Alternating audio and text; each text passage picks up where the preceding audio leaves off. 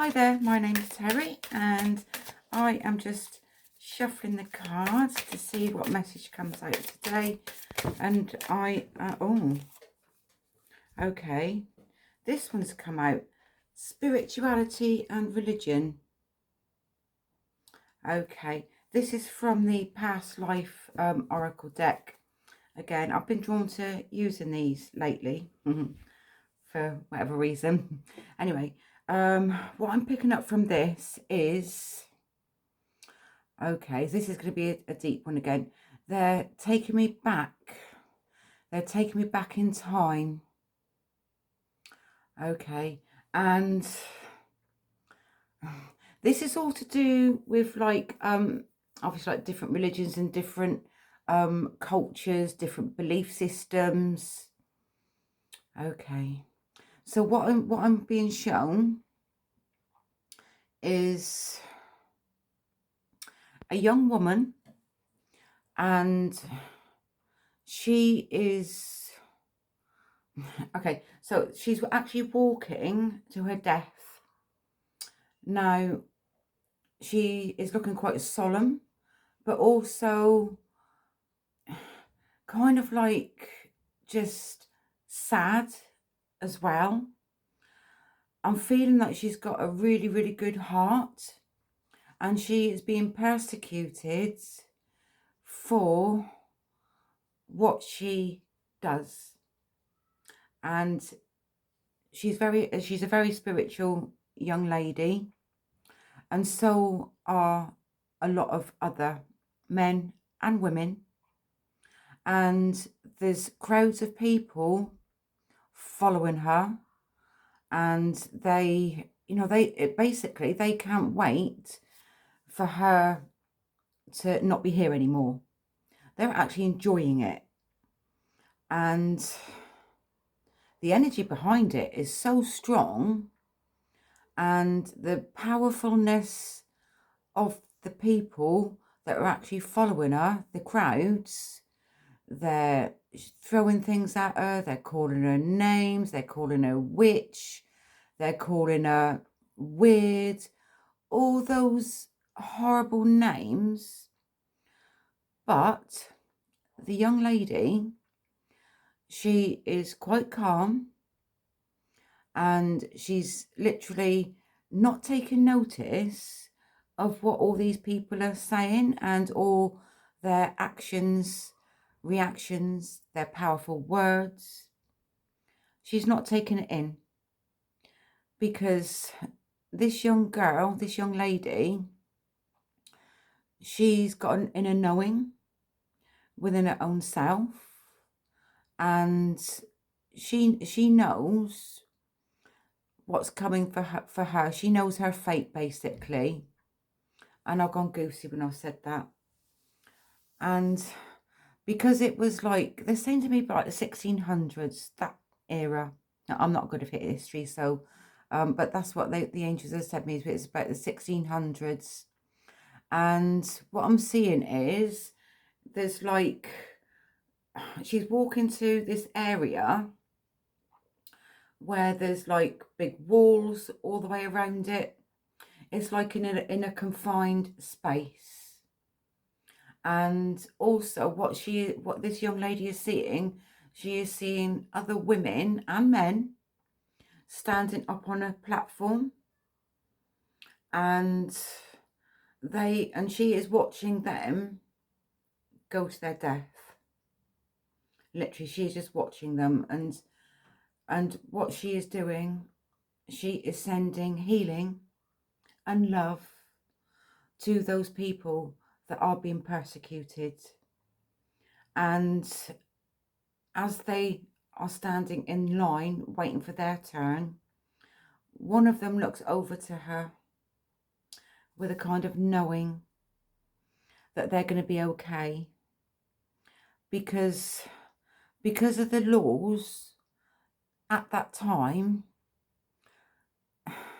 They, like, there was a lot of criticism, and people didn't believe in all the spiritual work.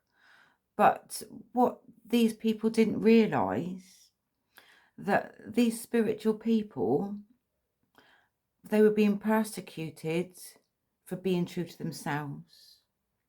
And some of them had to actually keep it a secret because they knew that if they let the cat out of the bag, that who they really were, then they knew that they'd be persecuted for it. So terrible times at that time for these beautiful souls that saw the good in everything, and they were being persecuted for it. They were being taken to their death, basically. And the meaning behind this is that the people in the crowds, they wanted all these healers and all these spiritual people out the way, because these other crowds of people, they had secrets. You know, some of them weren't good people, and they were afraid that the spiritual people that they were killing, getting rid of, they were afraid that the goodness of the people being persecuted would reveal the truth about those crowds of people, and they're not good people. You know, there's good and bad with everything. And that is the reason why they were being persecuted for it, because of the fear of the good people saying what these horrible people were really like. And that was what was going on there with that. Now, we're in this life, this physical life. If you are spiritual, you are that person, you know, and there are people that will come to you that need you, and there are people that isn't going to believe in it either. But also be true to yourself, you know, speak up, let people know who you really are, and take ownership of that, because, you know, like, you're needed. People do need you, and, you know, you can actually now come out of your shell, should I say, because within that, I feel like that if, you know, like, you're interested in all the spiritual work, or it is within you, own it. Just own it. And then, and just be yourself with it. And because, like, once you allow people to know who you really are, and the work that you're capable of doing to help others, speak up. Speak up about it. Now is that you don't have to hide from it anymore. You know, don't shut yourself away from it, because I feel like that with this reading here, there comes sadness as well, with people that are wanting to open up a little bit more, who are wanting to come out a little bit more, that do want to share their gifts, because it's your time now. It's your time to actually to do that. And the angels are saying to me, it's your turn and your time to start shining your light, because you have that inner light within you, and nobody can take that away from you, because it is who you are. And just believe it. Come out of your shell. Start coming out. Start speaking up. Start being your true self. And you're not going to be persecuted for it.